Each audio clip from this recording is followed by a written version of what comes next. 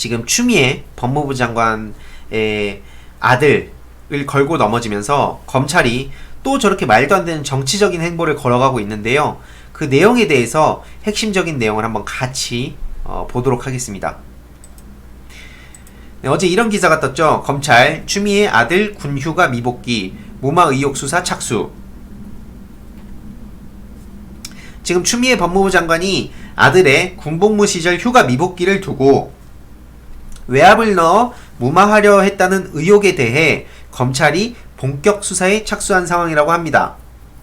그래서 지난 30일 법조계에 따르면 검찰은 추미애 장관의 외압 의혹 고발 사건을 서울 동부지검 형사 1부에 최근 배당한 것으로 확인이 됐는데요. 그 다음 달 3일자 검찰 중간간부 인사 발령에 따라 이 검찰청 형사 1부장으로 부임하는 양인철 부장검사가 실질적으로 사건을 맡을 것으로 보인다고 합니다.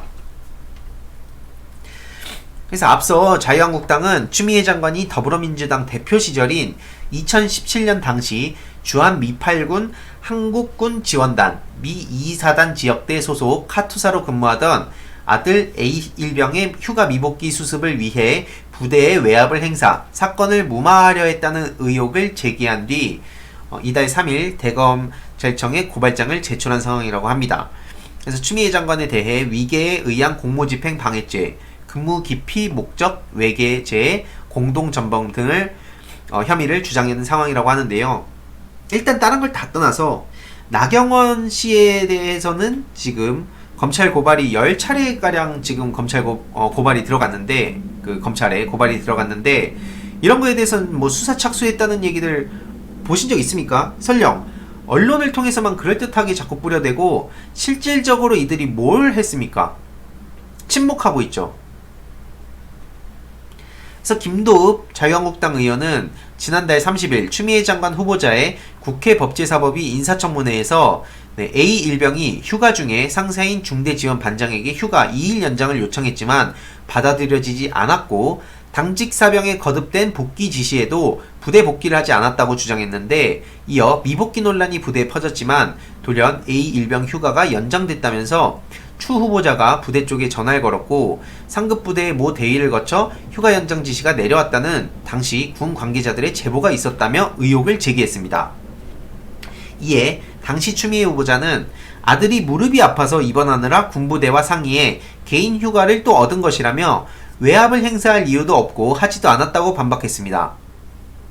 그래서 이거에 대해서 좀 보자면, 일단은 휴가 중 긴급시에 부대에서 연락할 수 있도록 항상 행선지를 명확히 해야 하고, 소속 부대에 긴급한 연락이나 보고해야 할 사항이 생긴 때에는 지체 없이 전화 등 가장 빠른 통신수단으로 소속 부대장에게 그 사실을 보고해야 합니다. 부대관리훈령 제64조에 이런 항목이 있고요. 훈령 제65조에 따르면 휴가 중 천재지변, 교통두절, 자신의 심신장애, 가족의 병고, 그 밖에 특별한 사유로 귀형이 늦어질 것이 예상될 때에는 지체 없이 전화, 전보 등 가장 빠른 통신수단으로 소속 부대에 장에게 보고하거나 가장 가까운 곳의 헌병대에 연락해야 합니다. 라고 되어 있습니다. 그리고 이 경우 가장 빠른 시일 내에 귀형하되 관계기관으로부터 그 사실을 입증하는 증명서 또는 서류를 가지고 귀형해야 합니다. 라고 되어 있고요.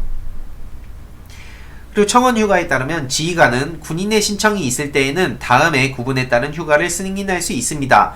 군인의 지휘 및 복무에 관한 기본법 시행령 제12조 제1항에 따르면 여러가지 내용들이 있는데, 여기에 해당되는 건 바로 본인이 부상 또는 질병으로 요양이 필요하거나 그 직계가족의 부상 또는 질병 등으로 본인이 간호를 해야 할 때에는 30일 이내라고 이렇게 적시가 되어 있습니다.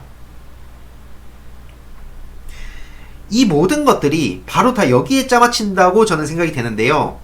지금 윤석열 씨가 그 청와대 선거 개입이라며 13명을 무더기로 기소하고 여론전을 펼치다가 이렇게 대통령 얘기까지 나오는 거 보면 대충 그 그림이 그려지죠. 그래서 그 윤석열 검찰총장이 차기 대통령 적합도 조사에서 지금 황교안을 밀치고 2위로 올라섰다는 결과가 나왔다고 하는데, 이 와중에 진모 씨가 또 정치할 뿐이 아닌데 자꾸 정치만 해야 하는 상황으로 몰아넣지 마라 추미애 장관님 이라면서 그 사람이 행여 이분이 대통령 되시면 너흰 다 죽음이라며, 그러니 그냥 이분 총장 하실 때 얌전히 조사받고 깨끗이 처벌받고 깔끔히 끝내라면서 네, 헛소리를 했습니다. 지금 여기에 네, 그 사람이 붙었다는 건 이 사이언스임을 증명하는 거죠. 과거에 이회창 청재가 YS 정부 당시 최단기간 일했던 대쪽 총리라면서 약 10년가량을 그 야권의 1위로 그 엄청난 영향을 끼쳤던 적이 있습니다. 지금 윤석열 검찰총장을 보면 마치 그런 네, 제2의 이회창처럼 그런 프레임을 씌워가는 것처럼 보이는데요. 마치 그 굉장히 정의로운 검사, 그리고 문재인 정부에도 당당하게 맞선 윤석열, 그러면서 문재인 정부를 굉장히 비난하는 세력들을 이제 끌어안으려고 하겠죠. 실제로 그러니까 저렇게 여론조사 결과가 이렇게 10.8%라는 말도 안 되는 수치의 조사가 나왔는데요. 어찌됐든 이 사람이 대통령이 될 거에 대한 걱정을 할 필요는 없다고 생각합니다. 개인적으로. 왜냐면 지금 장모 의혹 사건이라든지 뭐 이외로도 지금 와이프 뭐 여러가지 의혹이라든지 이런 것들이 진짜 수면 위로 올라오게 될 것이고, 그거에 대해서 뭐 더 많은 국민들이 알게 된다면 절대로 지금 자신이 가지고 있는 어떤 뭐 공정하고 막 정의로운 막 그런 이미지의 검사로서는 절대로 살아남을 수가 없고요. 기본적으로 황교안 대표가 또 누굽니까? 굉장히 그 질투심이 많은 사람 아닙니까? 결국에는 황교안이 여태까지 뭣도 모르고 윤석열을 옹호하면서 막 띄워주고 있었는데, 이 보세요. 불과 2주 정도 전에 황교안, 윤석열 잘하고 있는데 이상한 사람이 들어와서 칼질이라면서 추미애 법무부 장관을 이제 겨냥해서 굉장히 조롱을 하고 있었는데, 지금 저 양반 코가 석자 아닙니까? 지금 저렇게 말도 안 되는 짓들을 주장들을 벌이고 있었는데, 그러다가 지금 윤석열한테 밀려났어요. 얼마나 자기도 지금 황당하겠습니까? 그러니까 결국에는 저렇게 그 질투심 많고 남 잘되는 꼴 못 보는 저 조직 내에 있는 그 사람들 뚫기도 어렵다는 겁니다. 지금 얼마나 그 황교안 나경원 사이에서도 팍 터지게 그 권력, 그 알력 다툼이 있었습니까? 그래서 이런 걸 보더라도 지금 저쪽은 일시적으로는 저렇게 뭔가 되는 것처럼 보이지만 결국엔 저쪽은 그 분열될 수밖에 없고, 실제로 그 박근혜 전 대통령에 대해서도 황교안이 박근혜 씨 나오면 저렇게까지 입을 털고 다닐 수 있겠습니까? 그러니까 결국에는 지금, 그리고 정말 많은 지금 더불어민주당의 예비 후보들한테 다 우리 지역구로 오라, 황교안 나랑 붙자, 지금 다 이러고 있어요. 얼마나 저렇게 형편없는 사람이면, 예? 제1야당의 대표라는 사람이 지금 저렇게 말도 안 되는 짓들을 벌이고 있으니까 저렇게 터무니없는 대우를 받고 있는 거 아닙니까? 그리고 아무튼 이 추미애 법무부 장관 아들의 문제에 대해서 핵심적인 내용을 좀 요약을 해보자면 이렇습니다. 기자의 주장에 따르면 휴가 기간 중에 일반 병원에 입원했던 아들이 치료 기간을 연장할 목적으로 부대에 전화를 걸었는데, 당시 중대지원반장의 모 상사가 이거를 거부했고, 추미애 법무부 장관이 부대로 과거에 전화를 걸어서 아들의 휴가 연장을 요청을 했고, 그 대위가 이거를 연장을 했다, 뭐 이런 내용이거든요. 근데 앞서 말씀드렸듯이 그 휴가 장병이 입원 중인 상태에 부대에 전화 거는 건 결코 어떤 문제가 있는 게 아닙니다. 이건 당연한 거고요. 왜냐면 아픈데 군인도 사람 아닙니까? 그래서 그건 당연한 건데, 그래서 이거에 대해서 팩트를 좀 알아보면 추미애 그 법무부 장관의 아들은 관계 법령에 그 명시된 적법한 연장 요구를 한 것입니다. 그리고 긴급 상황에 부대에다가 전화를 한 거고요. 앞서서 나왔던 모 상사는 이 휴가 연장 요청의 그 판단을 할 수 있는 위치의 사람이 아니었다고 합니다.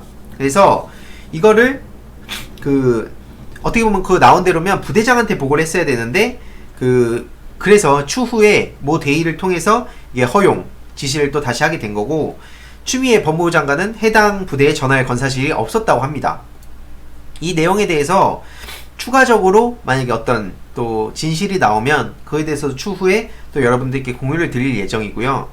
일단 결국에는 요점을 보면 지금 윤석열 씨가 이 자신의 그 패거리들이 인사 조치된 거에 대해서 굉장히 반감을 가지고 있어서 저렇게 말도 안 되게 지금 청와대 간부들을 시작으로 법무부 장관까지 계속 들이받고 있는 상황이고요. 결국에는 황교안 씨는 이 와중에 자기 코가 석자인 것도 모르고 윤석열 씨 지켜 세워주다가 실제로 대권주자 후보에서도 밀려났습니다. 저렇게 무능한 야당 대표는 처음 봤어요. 그리고 이 추미애 법무부 장관 아들의 문제에 대해서 설령 수사 착수하고 또 뭐 압수수색한다 뭐다 이런 식으로 또 떠들고 다닐진 모르겠지만 제일 중요한 거는 나경원 전 원내대표에 대해서 어떻게 수사를 하고 기소를 하는지도 끝까지 지켜보겠습니다. 검찰의 특권 중에 하나가 뭐 기소 독점주의 편의주의 뭐 이런 것도 있다고 했는데 그 공소장을 정말 터무니없이 써서 내면 판사가 이 진실을 설령 개인적으로 알고 있다고 하더라도 그 공소장에 따라서 판결 내릴 수밖에 없어요. 이건 무슨 뜻이냐? 결국엔 검찰이 대충 끄적여 내갖고 그냥 그거를 재판에다 넘기면 판사가 아무리 정의로운 판사라고 하더라도 이거에 대해서 당장 판결 낼 수는 없다는 겁니다. 그래서 요 내용에 대해서도 제가 따로 공유를 드리도록 하겠습니다. 정말 어처구니가 없는 거죠. 말도 안 되는 일들을 지금 눈앞에서 벌이고 있는 거고요. 그래서 그 공소장을 터무니없이 쓰고 이게 조국 전 법무부 장관 당시에 언론은 언론대로 단독 의혹 속보 뭐 이런 식으로 터무니없는 주장들을 해서 그걸 그대로 받아쓰고 검찰에서는 그냥 일단 공소장 말도 안 되게 날려서 기소를 해버리고 그랬는데 그래서 그거에 대해서도 당연히 책임을 져야 되는 겁니다.